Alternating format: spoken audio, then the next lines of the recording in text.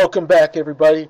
We are now going to be talking about the 10th and final character in the Fire Emblem section of the Super Smash Bros. Fighter Ballot series of videos I'm doing. This is number 49 in my overall list, but it's number 10 in this series of Fire Emblem characters.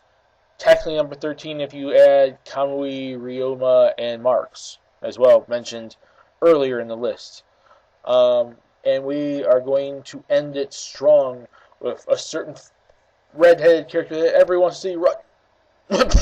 No. We're not ending it with that, and you guys all know I was going to try to go for some stupid sort of joke here, where I was going to mention a certain red-headed character named Roy that everyone wants to see, and do not take this as hate, people, please. I know I've been making all these jokes about a certain red-headed character, blah, blah, blah, blah, blah.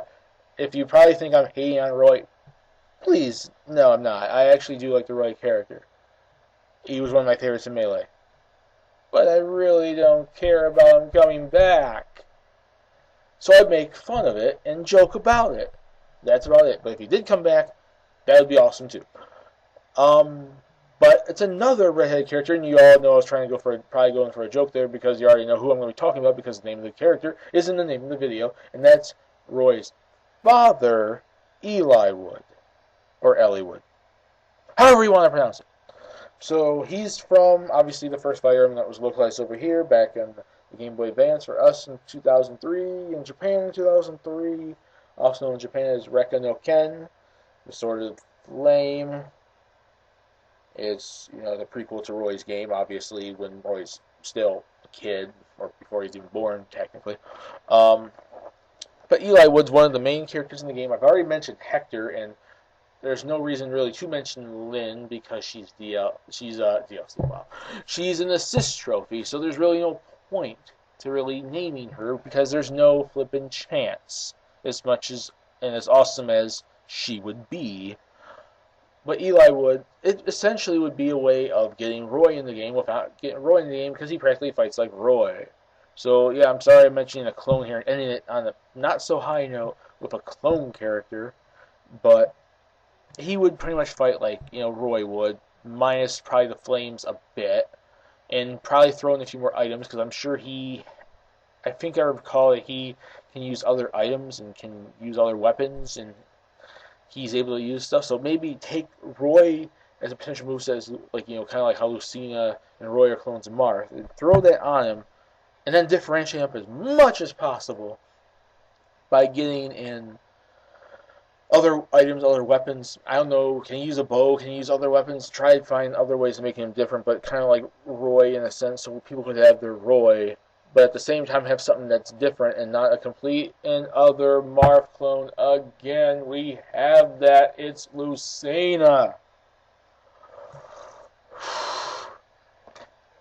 And he's pretty important to the game. He's one of the main characters, alongside Lynn and Hector.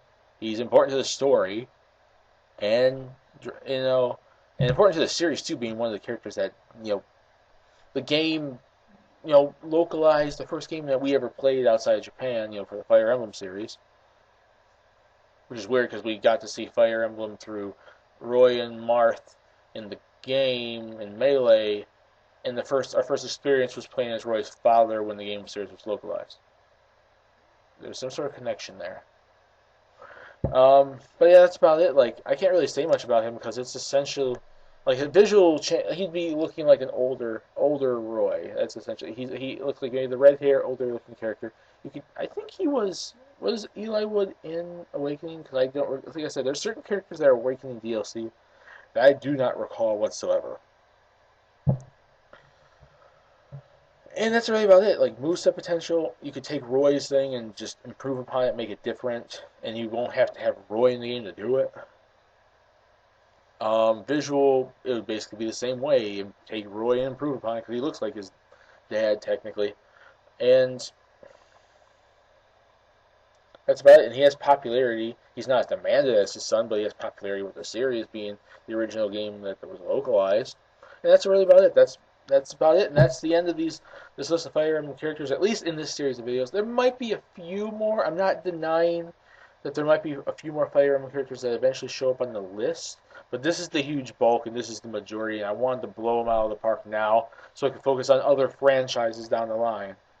But you don't be surprised if you see another one or two Fire Emblem characters show up, but chances are probably not. But I might have one, two, maybe three more, but they'd be later on down the line, spread out, not together. And that's it. What do you guys think about Eliwood? Do you want him in Smash Brothers, or do you think his son Roy is that much better? Put in the comment section what you guys think. Or maybe there's another Fire Emblem character you want to see. Do you vote for Eliwood? Do you vote for Roy? Do you vote for someone else? What do you guys think? Put in the comment section what you guys think. And we'll discuss it there, and I'll talk to you all later. Peace, please subscribe if you want to, and have a lovely day. Bye!